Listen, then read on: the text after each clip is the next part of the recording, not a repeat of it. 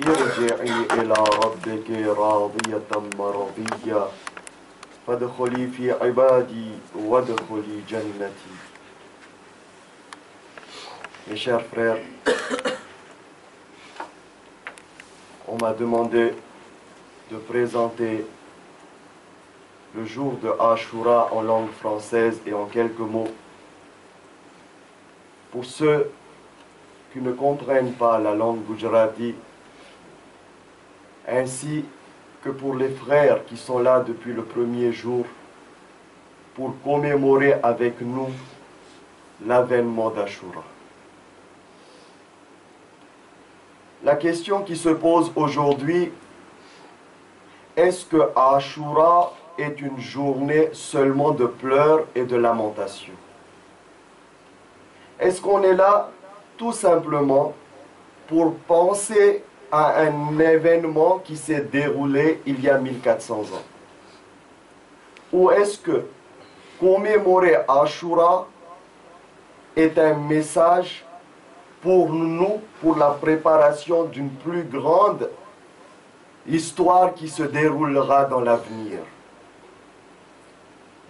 Quand on analyse l'événement d'Ashura, on comprend qu'en réalité, cette journée de pleurs et de lamentation est aussi une journée de méditation. Cette journée nous prépare à l'événement de l'arrivée de l'imam de notre temps. Depuis Adam jusqu'à présent, chaque événement a préparé l'humanité à l'instauration de la justice sur la terre. Ashura est un événement? Non, c'est un crime contre l'humanité. C'est l'holocauste de l'histoire chiite. Le crime restait impuni jusqu'à présent. Sir Barthélemy, l'un des pères de l'indépendance de Trinidad et Tobago, dit: le jour de Ashura est le jour où l'opprimé a gagné et où l'oppresseur a perdu. Mais le jour de Ashura nous montre aussi de quelle manière nous devons vivre pour que demain, nous ne soyons pas parmi ceux qui nient à l'imamat de notre 12e imam. Il faut savoir que sur la terre de Karbala, l'histoire dit qu'il y avait 30 000 ou 120 000 soldats de Yazid devant 72 personnes de la famille des Ahl al-Bayt. Quand on me dit qu'il ne faut pas commémorer Ashura parce que c'était une guerre entre deux princes pour avoir le pouvoir, la question que je pose, quand il y a une guerre entre deux princes, il y a deux armées qui se confrontent. Mais quand en face il y a 120 000 hommes et que de ce côté il y a 72 personnes, dont des vieillards de plus de 80 ans et des enfants de moins de 6 mois, est-ce vraiment une guerre entre deux princes? C'est un crime contre la famille du prophète de la part du pouvoir omeyyade. Mais qui était parmi les 120 000 de l'armée de Yazid? C'étaient tous des mécréants? Non. C'était tous ceux qui disaient La ilaha illallah Muhammadur Rasulullah, qui disaient qu'on est des musulmans. 70% de l'armée de Yazid était remplie des gens de Koufa. 30% étaient venus de Syrie. Les gens de Koufa qui connaissaient Imam Hussein, car ils ont vécu pendant le pouvoir de l'imam Ali dont la capitale était Koufa. Yazid était malin. Il n'a pas simplement envoyé une armée pour assassiner l'imam Hussein. Mais Yazid, il a pris aussi en main une ordonnance du plus grand juge de l'islam qui a ordonné que tuer Hussein est wajib parce que Na'udhu Hussein est devenu un traître. Qui était ce juge qui a donné ce fatwa? Il s'appelait Shoreh al-Qadi. Qui était Shoreh al-Qadi? Un juge nommé par Imam Ali alayhi salam, un fervent chiite. Il a participé à des guerres avec l'imam Ali alayhi salatu wassalam. C'était pas un mécréant, c'était un chiite, un juge nommé par Imam Ali. Lorsque Yazid lui envoya une lettre en disant « Hey Shoreh al-Qadi, je veux que tu édites un fatwa en disant que Hussein est un traître et qu'il faut l'assassiner », la première fois, Shoreh al-Qadi l'a répondu en disant « Oh Yazid, maudit, que tu sois maudit, toi, ton père et tes ancêtres, tu parles d'assassiner le fils de Fatima Zahra, t'as pas honte ?» Yazid a dit « Ça va pas marcher comme ça ». Qu'est-ce qu'il a fait? Il a envoyé dans un plateau 150 000 écus d'or. 150 000 écus d'or pour acheter ce juge qui était nommé par Imam Ali alayhi salatu wassalam. Un des grands savants de l'histoire de l'islam. 150 000 écus d'or, ça veut dire quoi?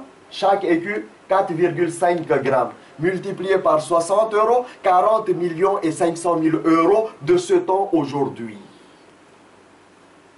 Lorsqu'il voit les 150 000 écus d'or, Shoreh al-Qadi, il dit « Excusez-moi, ô Ali, vous m'aviez promis une chose que je ne vois pas, Yazid me donne ce que je vois. » Et il a édité la fatwa pour assassiner l'imam Hussein alayhi salam. Demain, que nous aussi, lorsque Dajjal il sort contre l'imam Mahdi alayhi salam, et lorsqu'il montre les biens de ce bas monde-là, qu'on ne fasse pas la même chose. Qu'on ne vend pas notre foi envers l'imam Mahdi alayhi salam pour le bien de ce bas monde. Qu'est-ce qu'ils ont dit le jour de Ashura, les Koufiyos, les 70% de l'armée de Yazid? Imam Hussein, lorsqu'il sortit pour faire la guerre, il a fait un khutbah, il a fait un prêche. Et il a dit, oh Koufi, mais vous ne me connaissez pas, qui suis-je? Je suis le petit-fils du prophète. Je suis le fils de Ali ibn Abi Talib. Je suis le fils de Fatima Zahra. Et vous voulez m'assassiner? Qu'est-ce qu'ils ont répondu? Oh Hussein, notre cœur est avec toi, mais notre épée est contre toi. Notre cœur est avec toi, mais notre épée est contre toi. L'imam a dit, ça veut dire quoi? Ça veut dire, oh Hussein, on te connaît, on t'aime bien. Alors l'imam Hussein dit, si vous m'aimez bien, venez me rejoindre, je vous promets l'éternité, je vous promets le paradis, je vous promets le jardin d'Éden, laissez Yazid. Alors ils ont répondu, oh Hussein, on t'aime bien, mais tu nous promets ce qu'on ne voit pas, Yazid nous donne ce qu'on voit. Yazid avait payé 30 000 écus d'or chaque soldat qui était dans son armée à Karbala. Voilà la méditation, voilà l'histoire, voilà ce que Ashura nous apprend et voilà ce que Ashura nous prépare pour l'avenir, pour l'arrivée de l'imam Mahdi. La guerre entre deux princes. Qui était dans le camp de l'imam Hussein? Habib ibn Mazahir, 72 ans. Zuhair ibn Qayn, 85 ans. Ali Akbar, le fils de l'imam Hussein, 18 ans.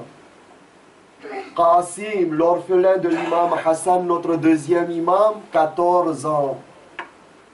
On et Mohammed, les deux fils de Bibi Zainab, la sœur de l'imam Hussein, 16 et 17 ans. Et à la fin, un enfant de 6 mois appelé Ali Asghar. Ça vous dit une armée? La guerre de deux princes? Lorsque tout le monde fut assassiné, lorsqu'il ne resta plus personne, Imam Hussein dit, Hal min nasirin yansuruna, y a-t-il quelqu'un qui vienne m'aider? Il n'y avait personne. 900 hafizés Qur'an dans l'armée de Yazid, qui connaissaient le ayah Qul la as'alukum alayhi ajran illa al-muwaddata fil qurba. 900 personnes qui savaient innama yuridullahu liyudhiba ankum ar-rijsa. Ils le savaient, ils lisaient tous les jours, mais personne pour aider le petit-fils du prophète. L'imam Hussein alayhi salam entendit des pleurs dans les tentes des femmes. Il courut. Lorsqu'il arriva, il demanda, mais qu'est-ce qui se passe aux sœurs Zainab? Il dit, lorsque vous avez dit Hal min nasirin yansuruna, votre fils de 6 mois, Asghar, est tombé de son berceau. L'imam Hussein dit, oh sœur Zainab, donne-moi Asghar, je vais l'emmener vers l'armée pour leur demander de donner quelques gouttes d'eau au moins à ce petit enfant qui n'a que 6 mois. Un bébé de 6 mois. Le bébé le plus assoiffé de toute l'histoire. Tous les shohada, tous les martyrs de Karbala étaient assoiffés pendant 3 jours. Mais Ali Asghar était assoiffé depuis le 4e jour du mois de Muharram, depuis 6 jours. Parce que lorsque l'armée de Yazid arriva, le lait de sa mère fut asséché en entendant les bruits du sabot. Imam Hussein prit son fils, l'emmena vers l'armée de Yazid. Dit à l'armée, si vous voulez que Hussein ne boit pas d'eau, il n'y a pas de problème, Hussein ne boira pas. Il prit l'enfant, il l'a mis sur la terre, il dit au moins donner à cet enfant de l'eau qui n'a que 6 mois. Et à la place de donner l'eau, qu'est-ce que Omar Saad, le commandant de l'armée de Yazid, a répondu? Il appela Hurmala. Il y avait 2 personnes les plus criminelles dans cette armée, Hurmala et Shimr. Hurmala, il prit une flèche qui a 3 têtes. Est-ce qu'on sait ce que c'est qu'une flèche qui a 3 têtes? Quand vous mettez 100 sacs de riz côte à côte et que vous tirez avec cette flèche peut percer les 100 sacs de riz en un seul coup. 100 sacs de riz en un seul coup, utilisé pour un enfant de 6 mois. Hurmala tira la flèche. Le cou de Ali Asghar se troua des 2 côtés à l'arrivée de cette flèche, dans la main de son père, qui a 57 ans. Y a-t-il un crime pareil à Karbala? À la fin, il ne resta plus personne, l'imam Hussein alla lui-même vers le champ de bataille.